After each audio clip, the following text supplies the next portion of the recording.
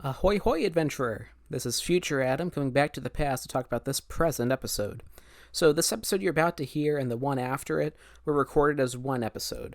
As we went into post-production and thought about it, we decided it would be best to split this up into part 1 and part 2, as we discuss what we're calling Universal Relics, Universal Orlando Resort's oldest and past attractions. So, as you probably saw in the title, this episode will cover Poseidon's Fury. But you will hear us say we're going to talk about E.T. Adventure as well. That's going to be part 2, which we'll have out in a few days. Make sure you subscribe to the feed or the channel to catch it as soon as we release it. Well, we've gone on long enough, I imagine. Enjoy the show, and welcome to Theme Park Workshop, the podcast.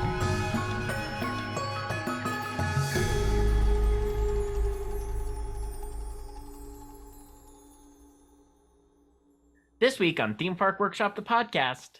We're back with some news. Universal Holidays. Disney Plus Day? Why the big push all of a sudden?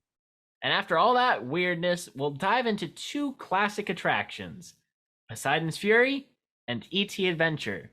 Do these legends hold up, or do they have more flaws than they're worth? We'll discuss it this week on Theme Park Workshop, the podcast. Yeah.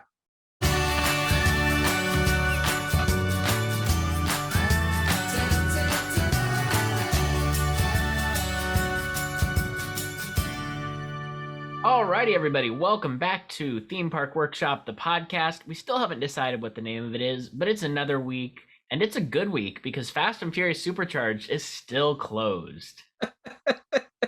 Well, by the time this comes out, it probably actually will be open, perhaps. You say that, but someone heard it from a team member, which, is always accurate. Yeah, the Dippin' Dots guy.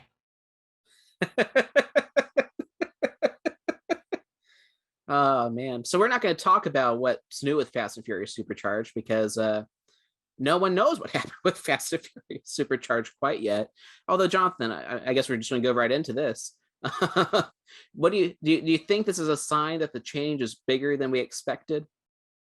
Yes, I honestly think they're running into delays with timing, and you know how those darn trackless ride vehicles are, those trackless ride vehicles when the ride literally has no purpose to have a trackless ride vehicle. I didn't complain about that last week. But yes, I do think it's taking longer to make the change than expected. But do you think they're adding a lot more new to it, or do you think it's just a silly delay?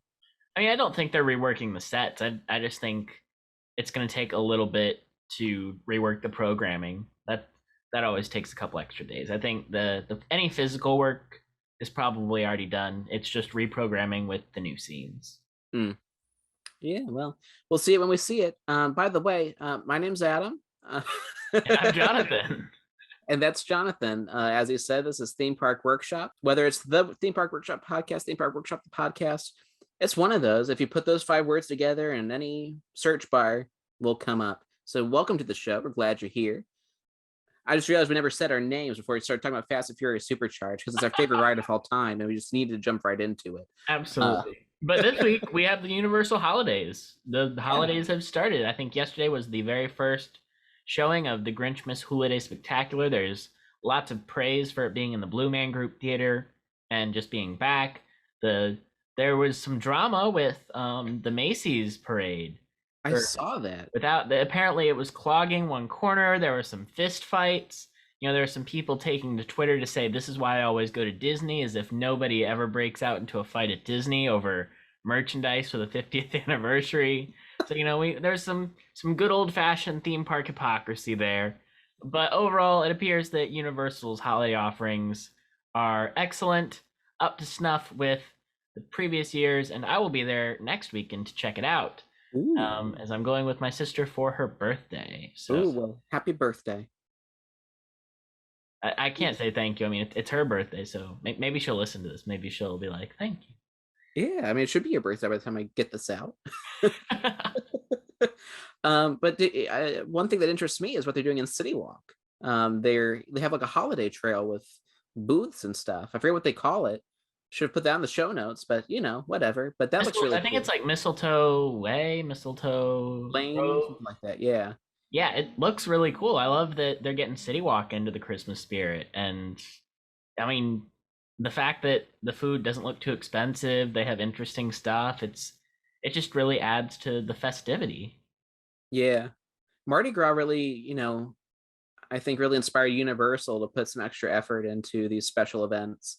Because, I mean, they've always been fairly big. Like Mardi Gras always had the concerts, Universal Holidays always had Grinchmas and Macy's. But ever since they did like the food festival for Mardi Gras, I think that started in 2020. Correct me if I'm wrong. So Uh, 2020 that they started doing that to I make think up so, for, yeah. yeah, to make up for a lot of things being lost and folks not being there because of the panini. And uh and they're using the same things, the food tents from Horror Nights, to, it looks like it anyway, to do this city walk special way. I guess they're not really tents, but not quite food trucks either. I don't know what to call them, but I'm glad to see them getting reused, and I'm excited to go in and check it out myself. I know for sure I'm going in December. Hopefully, I can go many more times between now and then, though. Yes, absolutely. The next big thing on our news was that Disney Plus Day was a thing. This doesn't directly relate to the parks, but the Disney parks did celebrate by rolling out special character meet and greets and lighting up the Epcot ball blue and, letting the guests who are subscribed to Disney Plus actually in for early park admission. Which I can only imagine how well that went. Trying to verify your Disney Plus subscription status at 7 a.m. in the morning, trying to get into the Magic Kingdom. Oh my But word! you know, at the end of the day, this was very corporate. Adam and I discussed before we got on the show about how awful the new Simpsons short was, and just overall, it's like what Disney's trying to do, and not to sound like one of those crazy people who's like darn capitalism, but like what Disney's trying to do here is create an entire day of the year where we just celebrate the fact that we have the ability to watch Disney content. And if there's nothing else grim about our corporate overlords, I think that is the big thing. Now, am I gonna go stream Shang-Chi on Disney Plus? Absolutely. I'm so happy it's there. Did I watch the Olaf Presents? Yeah, I did. It was cute. Did But you watch the 1 minute sneak previews of Obi-Wan Kenobi and Willow? I watched the Obi-Wan Kenobi one. I didn't know what Willow was, so Oh, uh, Willow's another Lucasfilm movie that they're making a show now. That was actually a lot of fun. It made me excited to watch the show, actually. oh, Gave you no information about the show other than the cast. And like, is Warwick Davis, who's always hilarious. yeah, Like, the fella should host the Oscars. Like, he should host everything. Neil Patrick Harris, who? Warwick Davis. He went around and like talked to the cast, but it was like very tongue-in-cheek, like he's the big head star, and it was actually pretty fun. yeah. But yeah, Disney Plus Day was something else. What were your thoughts? I was At first I was pleasantly surprised, I think, by how much they went into it. And then I was horrified. But I think that just might be how bad the Simpsons short was, kind of bleeding over. So I remember the first Disney Plus Day. I don't know if you remember this, but it was very much them saying like, "Hey, it's been a year since we launched Disney Plus. You love Disney Plus, don't you? Well, here's like 5 extra movies. I hope you're happy. Here's a Mickey Mouse short. Like it really was not that much. And then some people on YouTube that I watch weren't really, Disney files. They're just like pretty much average schmoes. It was the schmoes know. I don't know if any of y'all who are listening remember the schmoes know, but they were YouTube reviewers back like in the day, and now they do other things. But they were like hyping it up. They're like, "Oh yeah, this is going to be like to the scale of D23 or Comic Con," and I'm like, "Fellas, you're really setting yourself up for disappointment. I don't know how many announcements we're actually going to be getting, because I think they've shown us the cards. We're going to get Shang-Chi, we're going to get Jungle Cruise, we're going to get Olaf and Simpsons and this Boba Fett documentary and things like that. I mean, maybe you'll get like a little snippet, but I think you're setting yourself up for disappointment by the way you're hyping this up as a D23 virtual DC fandom type experience. And then it actually ended up being this whole affair on Twitter. Strange place to do it. But what really surprised me before I saw the Simpsons short and just worried for the future was it's really bad, folks. Don't watch it. Save yourself. If you really want to see all your Disney characters together in an unexpected setting, go to Magic Kingdom, see Mickey's PhilharMagic, which did just get its new upgrade, actually. I'm very excited to see that in like 5 years. And I don't know if I'm going back to Magic Kingdom. But play Kingdom Hearts. Just enjoy that. Like, that's really the best Disney crossover you'll find. That and the House of Mouse. Do not watch The Simpsons and Plusiversary. It's so bad. But I really was at first surprised that they were pushing it so much at the parks. So I know people have been pretty bummed out that the Disney anniversaries this year at the parks really haven't been that much. I mean, Disneyland, California Adventure, they've gone in with like the holidays, Halloween and the not the Boo Bash, the Oogie Boogie Bash, whatever they call it. They're doing some Christmas things, and the Marvel Land over there, Adventures Campus, they've had a lot of meet and greets. And so they've been going pretty all in, but that's just the normal operations. Other than that, we get a castle decoration. We get some new night shows. We got Ratatouille, Remy's Ratatouille Adventure, but it's been pretty low key. And then all of a sudden, Disney Plus Day comes, and they roll out the blue carpet. As Jonathan said, they've got special meet and greets. Apparently, they had special entry. I had no idea about that. I also wasn't paying attention. I was expecting that. But it just kind of confirmed something that Bob Chapek said about a year ago. I remember being at City Walk of all places, reading this announcement that he made saying, yes, streaming is going to be basically one of the main pillars of the Walt Disney Company from here on out. I didn't quite understand the magnitude that he was implying, but with how much Disney Plus was pushed on Disney Plus Day, it really, I think it made a statement that, oh, okay, the central hub of Disney, it's not the theaters, it's not the direct-to-video, as it might have been like in the 2000s, you know. Every Disney movie had like a direct-to-video sequel, it felt like, unless you're Home on the Range, you kind of lost out. And the parks, I know everyone loved the parks, but now it's everyone's got Disney Plus, everyone will like Disney Plus, and everyone's got something on Disney Plus. And I like Disney Plus. I like having my Marvel. I like having all the Star Wars shows that I don't make the time to watch. And like Disney Plus actually does put out some good stuff most of the time. And I do like it's a streaming service, but I think the big takeaway was how important it is to the company that it would get such a big presence all over the place. Now, do they have to announce everything on Twitter? Like, no. I feel like you just do a Nintendo Direct and, you know, live stream it at the parks for an hour. I do feel it's really interesting that they did decide to do it via Twitter thread instead of some sort of live stream that people could watch. It was almost like it wasn't even on YouTube. No, it was just, I mean, and then they made Instagram posts about it, but obviously Instagram as a platform doesn't foster conversation the way Twitter does. Right. But it's still weird that like we were literally just getting updates as it went. Like they didn't go through any official news channels. They just hopped on their Twitter account. We're like, all right, here's what's coming.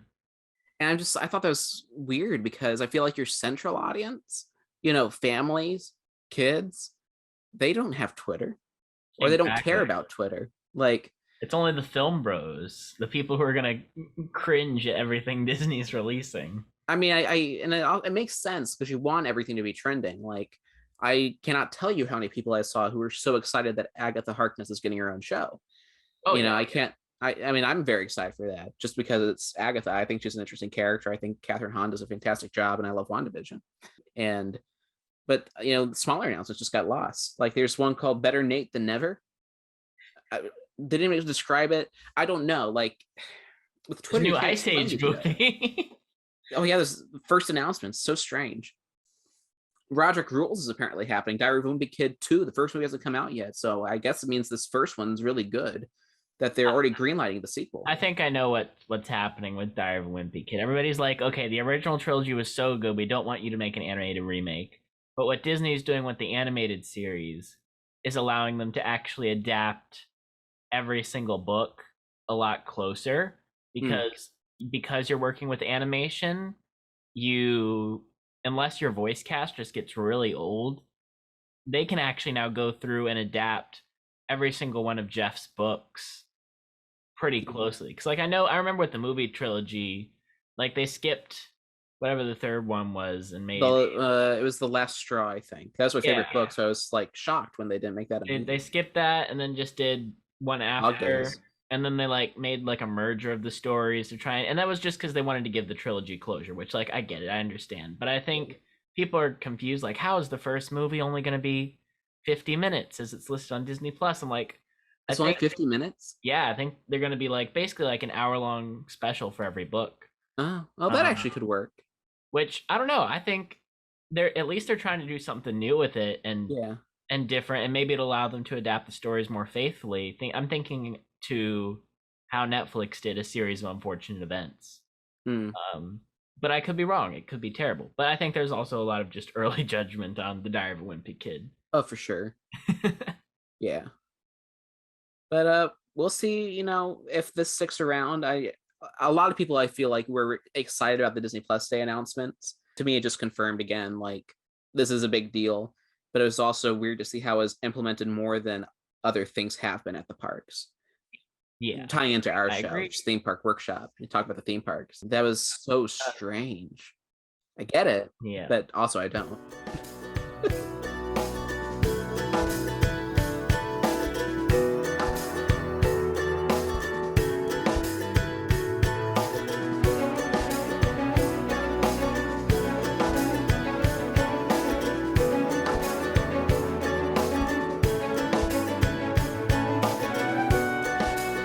Well, with Fast and Furious and Disney Plus Day and Universal Holidays, that's our news. I hope you enjoyed.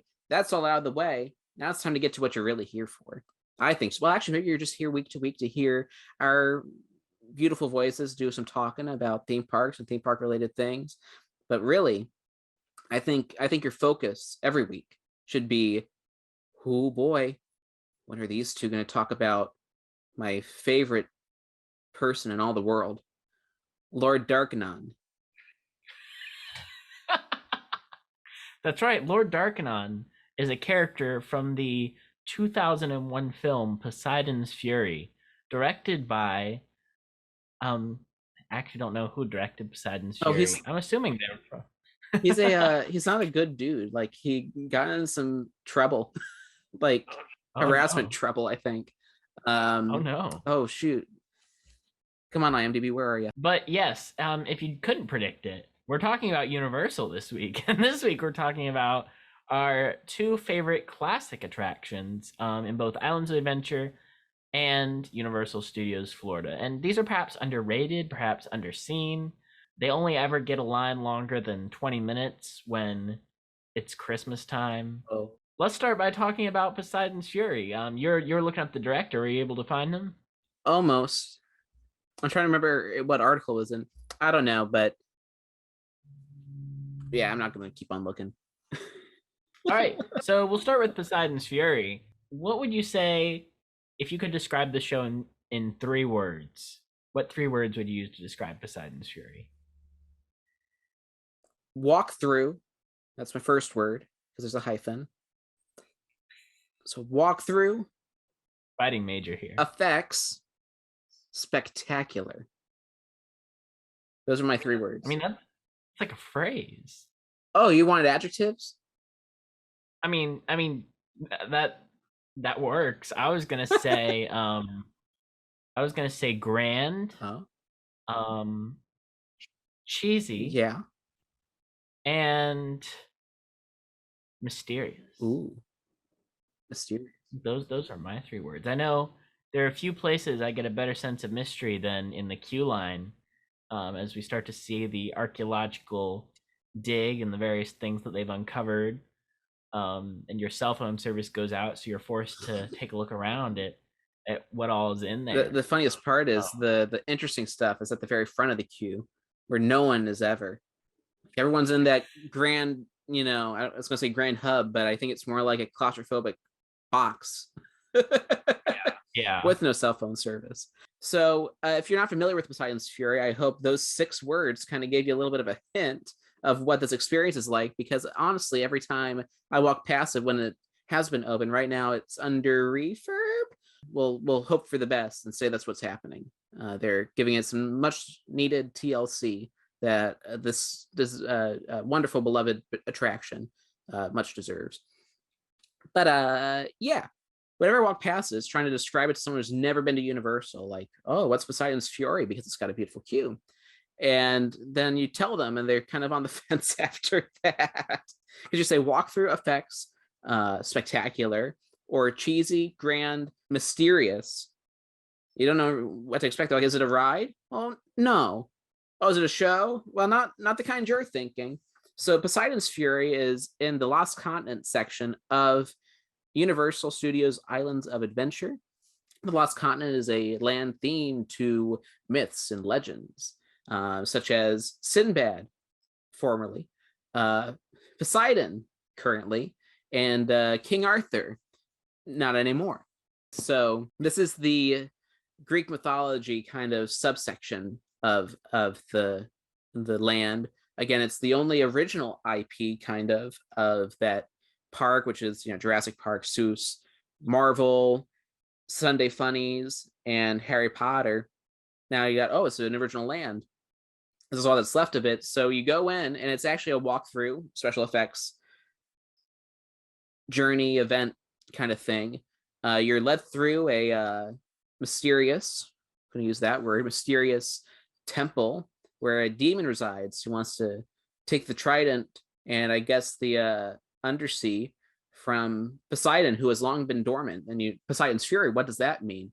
Well, Poseidon ain't angry at the moment. That's actually the name of the temple that you go in, and you see these different special effects. You got lasers, you got water screens, kind of like at the Cinematic Celebration Lagoon show. Just these are much older, and video effects, and of course everyone's favorite thing, the revolving water tunnel, which is super powered jet engine basically. Best part of the ride, man. Best part of the ride. Or is it a ride? That's the big question. And you spin and you walk under it because, folks, you're standing and you're walking through this, and of course you're led by a spieler.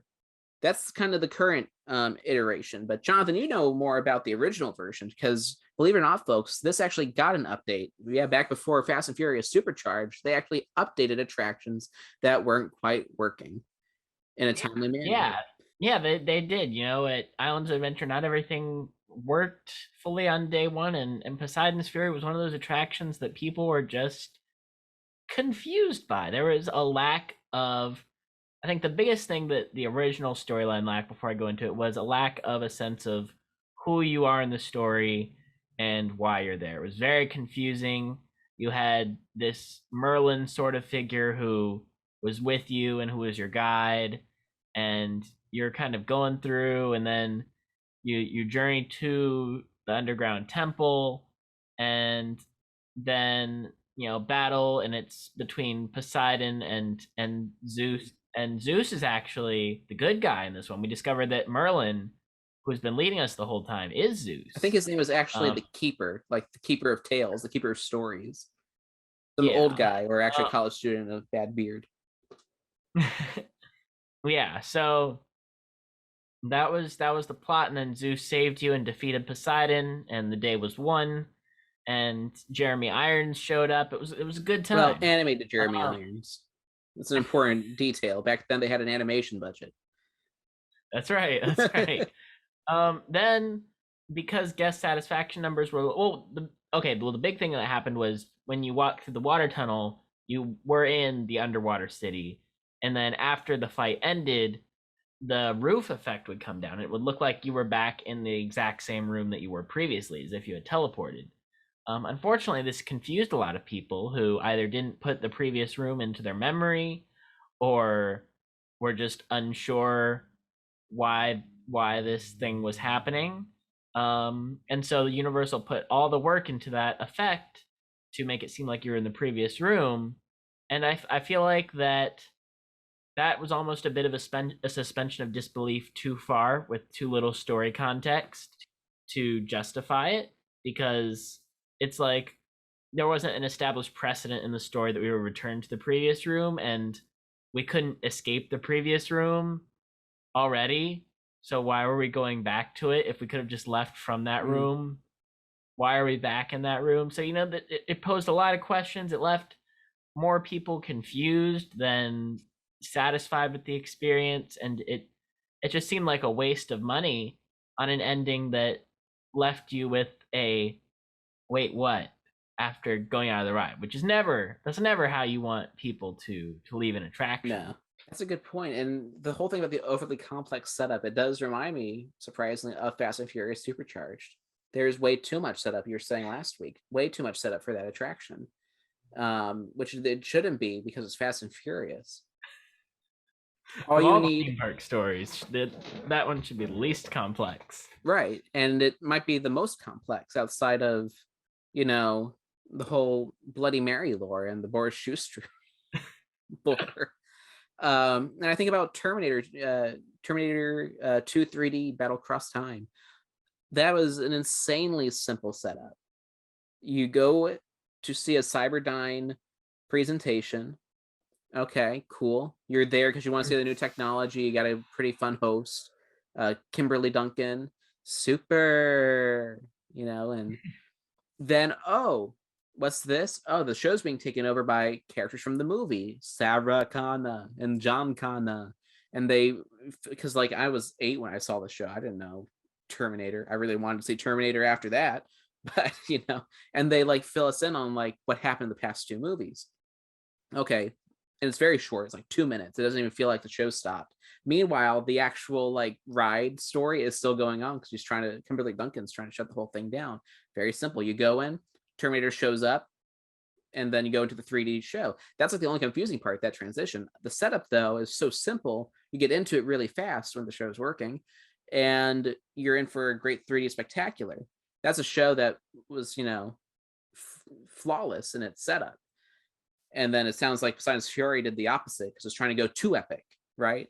Right. And I think we talk about story sometimes, and I know Theme Park University kind of rags on, not university, philosophy, theme park, roller coaster philosophy, that's the name of the site, kind of rags on theme parks for being oh, we're all about story, but none of the stories are particularly deep or emotional. It's more plot or atmospheric. You don't really walk away crying or feeling like your life has been changed because of a theme park ride or a theme park setting. I think some exceptions to that rule might be Despicable Me, Minion Mayhem. It is a genuinely emotional story. I don't care who you are. If you like Minions, you do feel a little something for Groot and the girls, right? Yeah. What's another one? E.T. is kind of heartwarming. I mean, we're going to get in that in a couple minutes. But E.T.'s heartwarming. Oh, Finding Nemo the musical. That is, yes. Granted, you're taking off a really popular movie, but so does everything at Disney. This, you got the luxury of having 40 minutes to just tell a full story with great songs written by the folks who did Frozen and Book of Mormon. And that's a strong show with a strong story that a lot of people cry during and are moved by. It's a really solid program.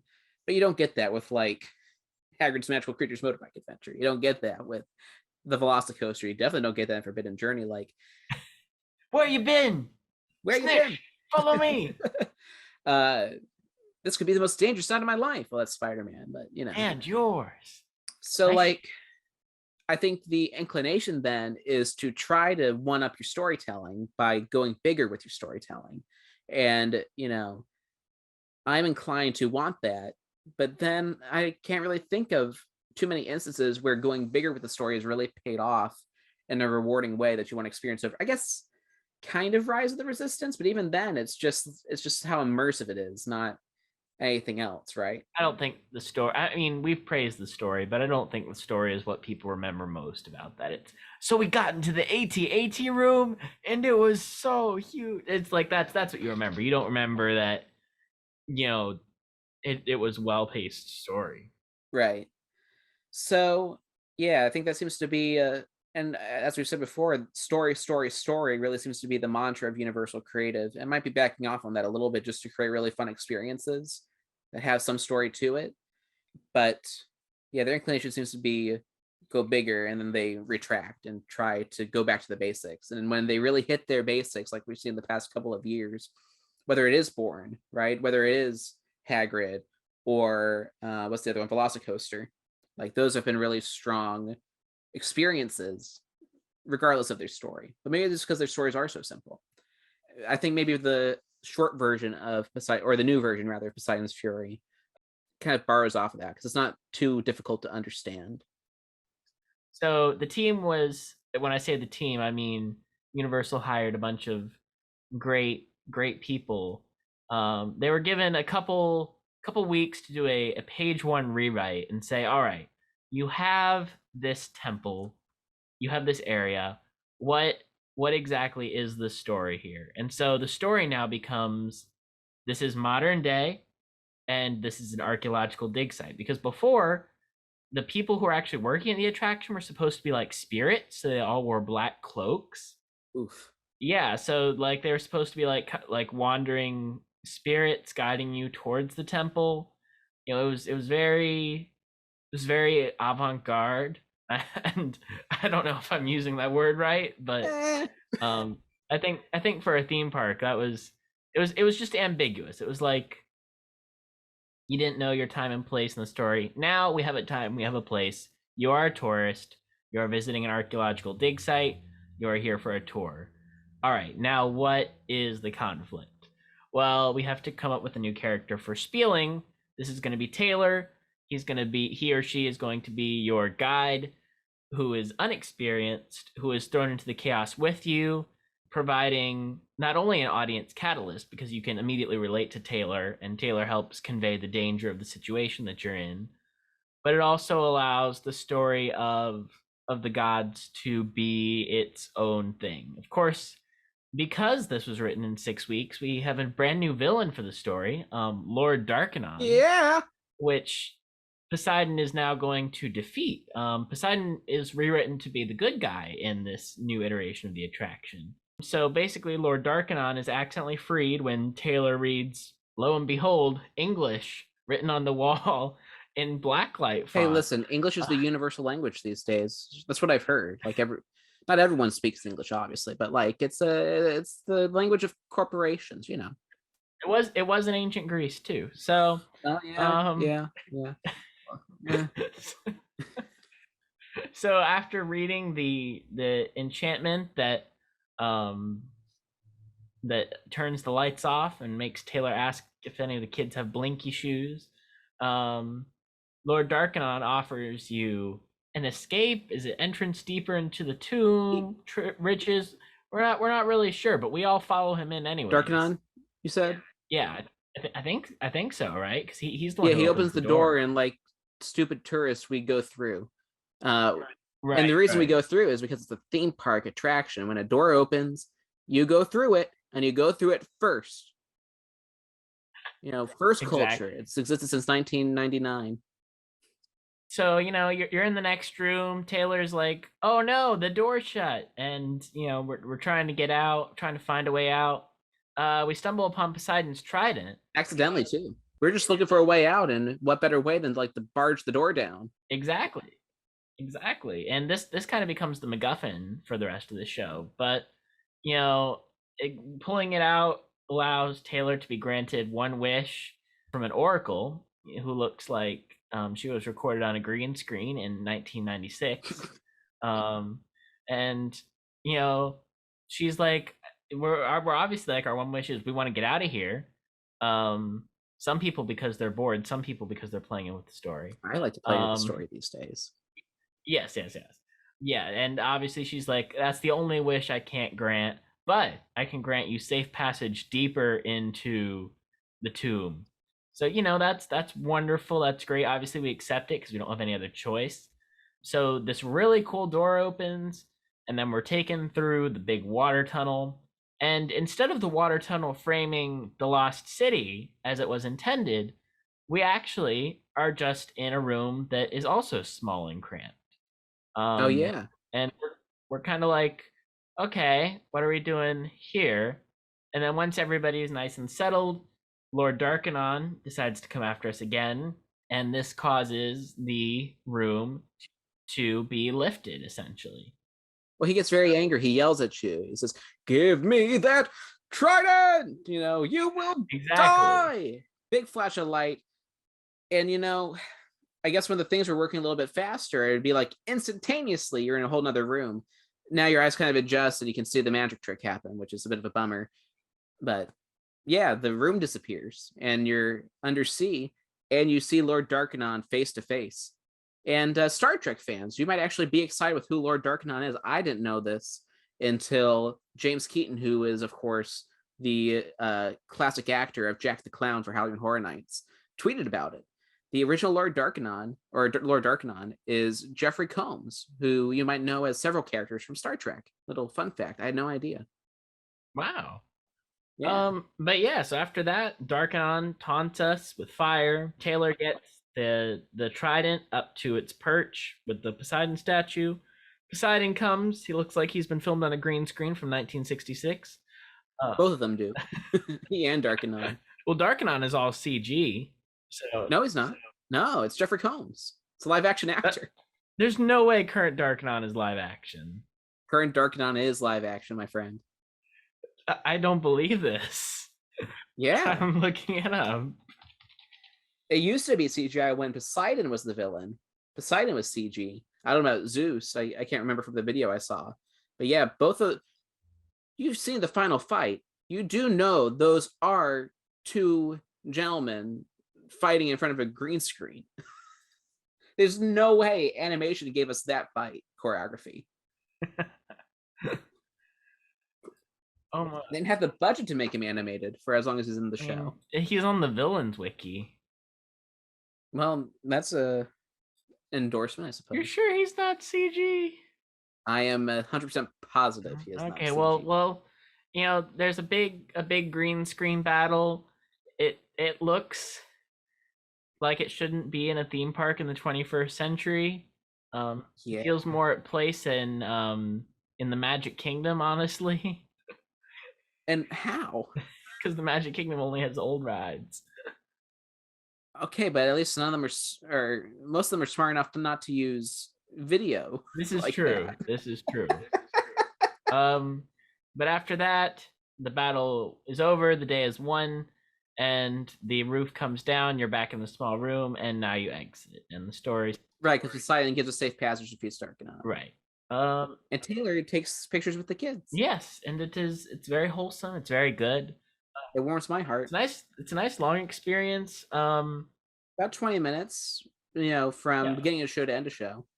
If you're waiting for it, you'll probably be in the temple for about a good hour. Yeah.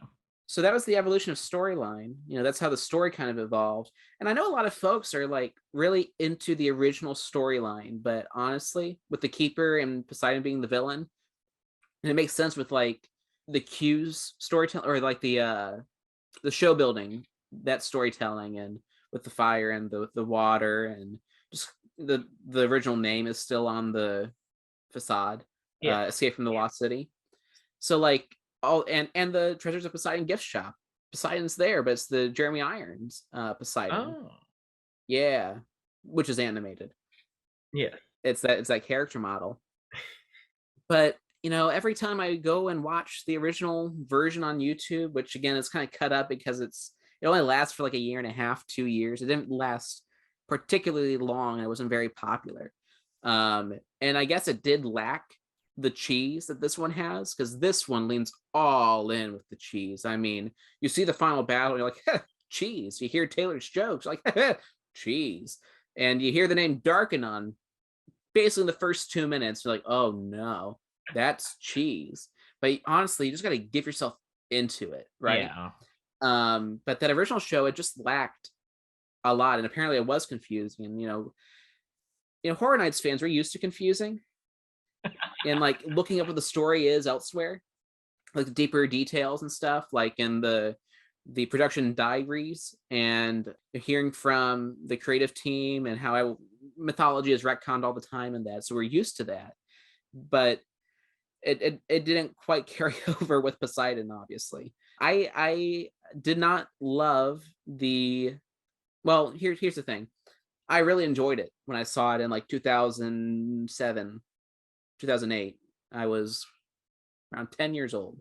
That was a favorite of the family. Yeah. Then as years went by, I kind of became less enthralled by it. And this is the new version. Again, I didn't see the old version until, I was a college student with YouTube, realizing, oh, this is actually on here. Cool. Then the cheese just kind of became more obvious. The whole, even now, well, maybe they'll change it, when it reopens, because it's been closed for a long time. Oh yeah. Like it's been a long refurb. I don't know if they're just touching up or what. The whole final battle scene with Darkanon and Poseidon, it's like clang, clang, stab, kaboom, safe passage back to your land. Like if you're not into the show by that point, that kills it. So that's why a Taylor's very important. So I hated it. I never wanted to do it again. So people would be like, "Oh, what is this?" I'm like, you're honestly probably better off not doing it. Now, I so want to come back. We were so excited when we experienced it for what has been so far the last time, and now I'm just kind of a fanboy for it because of how cheesy it is, and just how, is it camp? It might be camp. Just I don't know, the whole feel of it. I really enjoy it, and I kind of just lean into what the Taylors are doing and all that. I've grown to love it. I was trying to see if there was. I know one of the people worked on it tweeted about what they said when they got the footage of Lord Darkanon back for the first time. Oh no! Let's see. Oh, while Jonathan's looking for that, another Horror Nights fun fact. I'm sure if you listen to episode 4, which again I'm so glad we got Kelly and Bella and Nicole to join us for that episode. If you haven't listened to it, I honestly implore you to go back and watch it, or listen to it rather, because there's really a lot of fun to do, and I think it's a lot of fun to listen to. But the Usher character made a little guest appearance there at the beginning. The Usher was the icon for the 19th year of Halloween Horror Nights, and the actor who plays the Usher, he actually got his start with Poseidon's Fury, he said at a convention, which I think is pretty cool. Kind of how all these Universal actors kind of jump from attraction to attraction, to show to show to show. One time you'll see them in horror makeup. One time you'll see them, hyping up the Universal Music Plaza. Another time you'll see them in Fear Factor or Poseidon, and they just kind of go all over the place. Little fun thing. If you're a regular, you start to notice the actors and where they pop up. Yeah, that's interesting. Yeah, I could not find it. But yeah, so I think Poseidon's Fury, like Adam was saying, the charm is there in the cheese if you're looking for it. It is very much. It also depends on the person you get to play Taylor. They kind of be really into it or really out of it. Yeah. And I know I've had better Taylors and worse Taylors. Some Taylors will really play into it and get emotional. Other Taylors they try to be sarcastic and make snarky jokes about the story, and I feel like that doesn't work or play as well. But I can understand after doing it so many times that you would want to throw in those kinds of jokes. It's a thing that works for Supercharged, for instance, but it doesn't quite work with Poseidon. Yeah. And I've seen some people go too into the joke too. They make it's the worst joke, I think, in the entire park, where Darkanon, his disembodied voice calls out to Taylor, and he's like, "Where is your master?" And Taylor's like, "Yoda? Oh, no, but that's the line, and you gotta say the line. You can't delete the line, I guess." And my favorite Taylors just kind of rush through that line, like, "Yoda? Oh, you mean Professor Baxter?" The others were like, "Yoda? Oh, you mean Professor Baxter? Yes. Give me the shredded." The best is when they play into current events with some of their jokes. Oh, yeah. I mean, and the horror makeup show does that as well. But you have in the show notes, why would we want this attraction to live on? And for me, the reason I want it to live on is because it's so unique. It's it's such a one-of-a-kind experience in parks where everything feels like it's a screen ride.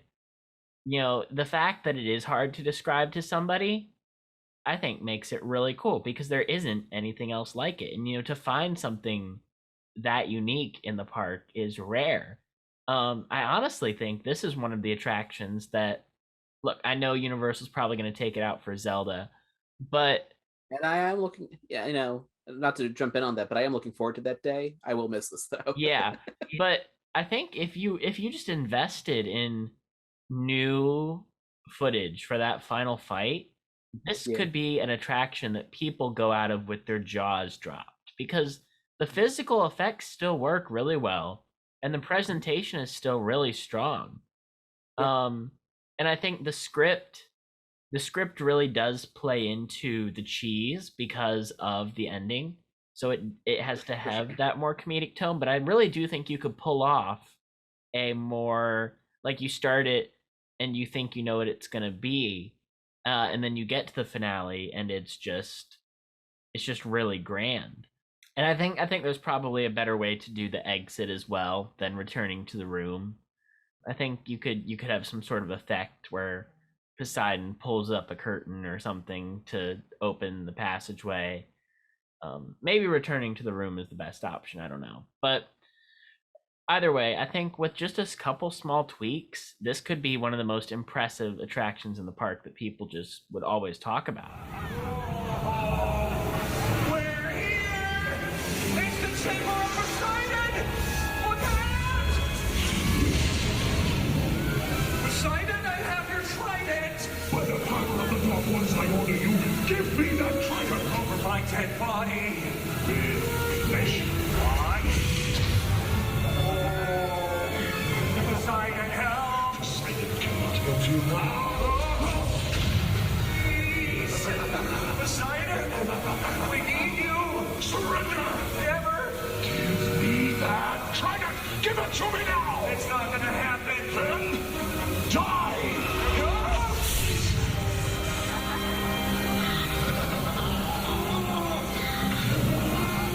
I think it's the closest thing Universal has to a cult classic. I would agree with that. Like Disney has a couple of cult classics, you know. Not everyone loves the Country Bears Jamboree, but those who do, they love the Country Bears Jamboree. I know people who have just spent their entire day, a full day at the Magic Kingdom, watching the Country Bear Jamboree. Muppet Vision is Hollywood Studios cult classic, I think.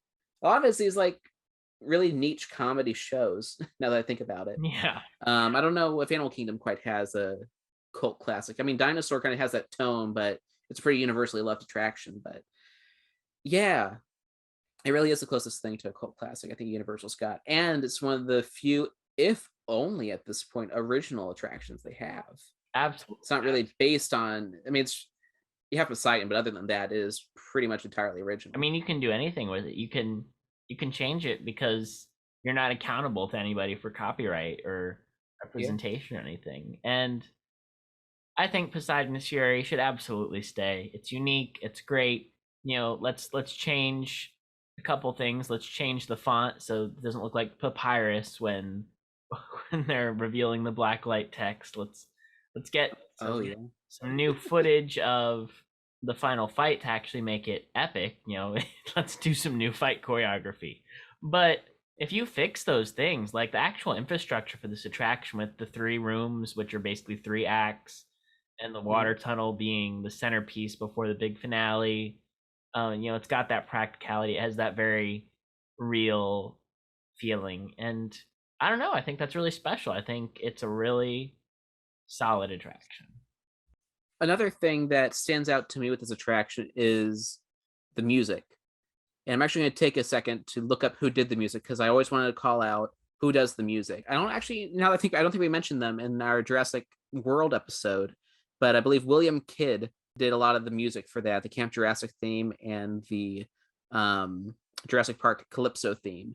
The people that Universal gets to do the music for the parks are just phenomenal. And I think Poseidon's Fury might be one of the most underrated musical scores that they have. I know, I certainly haven't heard it. So yeah, definitely, let's play it. Well, that's the thing. You can't find the music other than the ride. Oh, it wasn't on the Islands of Adventure soundtrack? No. So they have like a little snippet in Camp Jurassic, but yeah, most of them, they have not posted the music anywhere on YouTube. No one's found it. No one's even pulled it. No one's done what you've done, just stand outside capturing the audio. Yeah, it's nowhere to be found. It wasn't on the CD. They did put like a 30-second snippet before the Camp Jurassic track. And we'll play that right now. So enjoy.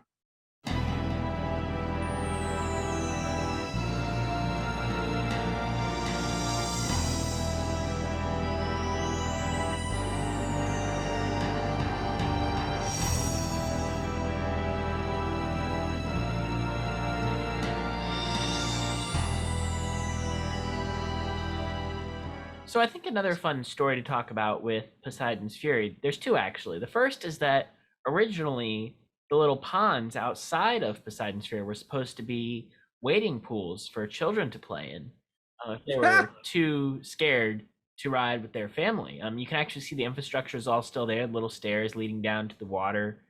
I've always wondered about that. I thought it was just for show. No, that was actually supposed to be a place guests could access. Ultimately, Universal decided it was too high risk. You have water and people and slipping and Yeah, a kid might get shocked. it's not like Seuss Landing where the water places have like grippy, because it's still themed to stone.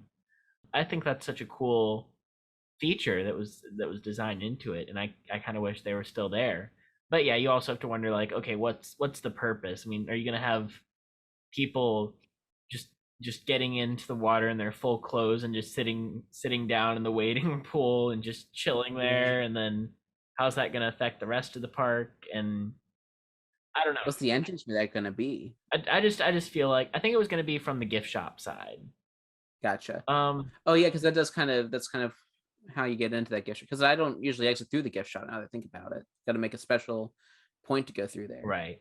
And the other thing is that the attraction's name actually comes from the fact that SeaWorld originally wanted to use the attraction name Journey to Atlantis for their ride Journey to Atlantis, but Universal wanted to name Poseidon's Fury Journey to Atlantis because it goes into, the show, which is the big feature of it, is in Atlantis.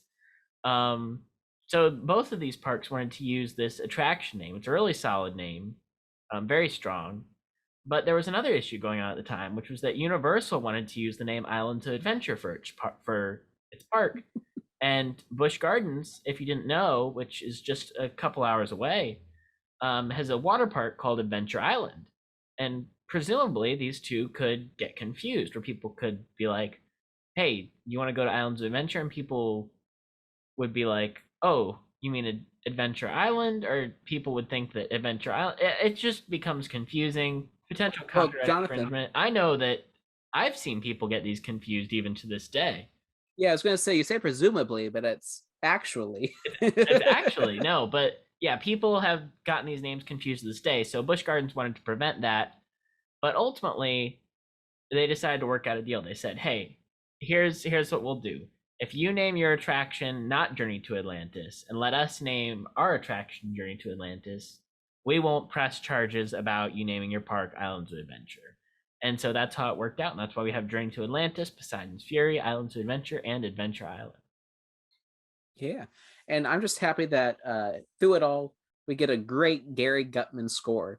Actually, a second one, believe it or not. The music, Gary Gutman also did the Jurassic Park ride pre-show music. Oh. Yeah. He kind of double dipped. Now, apparently, I'm looking at his IMDb page. He hasn't done a whole lot of things you might know unless you were a fan of the 80s show Captain Power and the Soldiers of the Future or Skeleton Warriors. I've not seen those, but I'm sure they were absolute classics. But yeah, he did at least the Hollywood version of Jurassic Park the Ride, that pre-show video, and then he came back at least for the '99 version of Poseidon's Fury. But I'll believe that he did both, because I want to know who did the music, and I don't think many people know who did the music there. But like, it really is an effective swell too. Yeah. Like going through the attraction, and like, it really makes you feel like a hero. I don't know what we do in the ride, but like, it really does make you feel like a hero. Going through that water tunnel, and it's like,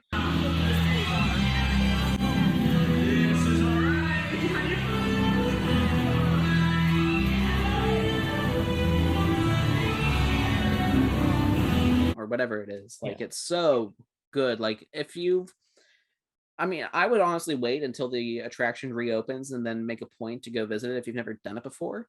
Again, big cheese, but I want to stay because it is, as Jonathan was saying earlier, it is extremely unique. I think the only other ride we could think of, or attraction that we could think of that is similar to it, is kind of the Enchanted Tales with Belle at Magic Kingdom. Nowhere near this scale, I understand, but still has that special effect entrance that Poseidon has. Absolutely. They both share that. There is a good bit of guest interaction in different forms, of course, but it's there. Yeah. And it can be a really heartwarming moment for kids. It is a little intense if kids are particularly scared of loud noises and darkness and fire and things of the sort.